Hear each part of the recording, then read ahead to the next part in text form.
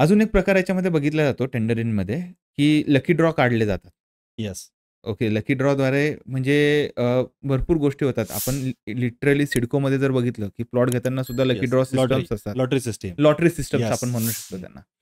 तर ते lottery system हे आपल्या टेंडरिंगमध्ये सुद्धा असे असते? आहे. हं. आता त्या लॉटरी सिस्टमला मी क्लिअर करतो आणि तुम्हाला एक महत्त्वाची बाब सांगतो.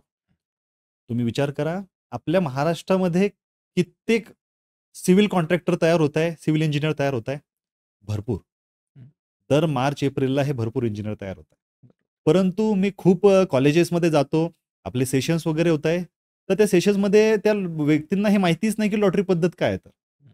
ॲक्चुअल लॉटरी पद्धत ही एका सुशिक्षित बेरोजगार अभियंत्याकरता ही प्रायमरी स्टेज आहे. पण त्याला ती माहिती नाहीये. पण आज मी चॅनलच्या माध्यमातून तुम्हाला थोडक्यात ती क्लिअर करतो. लॉटरी म्हणजे एक प्रकारे एका ऑफिसेसमध्ये एक टेंडर कॉल केला जातो. सुशिक्षित बेरोजगार इंजिनिअर ज्यांनी तेव्हा सिव्हिलची डिग्री केली, तर त्याला शासनाच्या मार्फत 1.5 कोटीची लिमिट मिळते. बरं. तो सुबे असतो.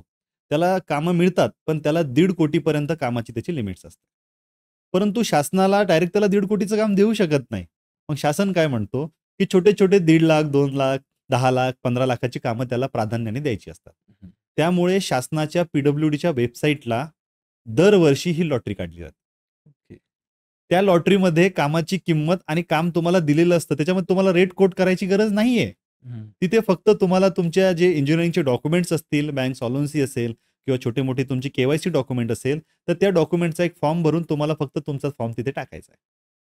मग तिथे एक लॉटरी होते आणि त्या लॉटरीमध्ये ज्याची चिठ्ठी निघाली त्याला ते कामं वाटप होतात. त्याला काम वाटप समिती म्हणतात. तर ते एक टेंडरचाच प्रकार आहे. फक्त त्याला लॉटरी पद्धत म्हणतात. बाकी टर्म्स एंड कंडिशन त्याला निविदेच्याच लागू आहेत.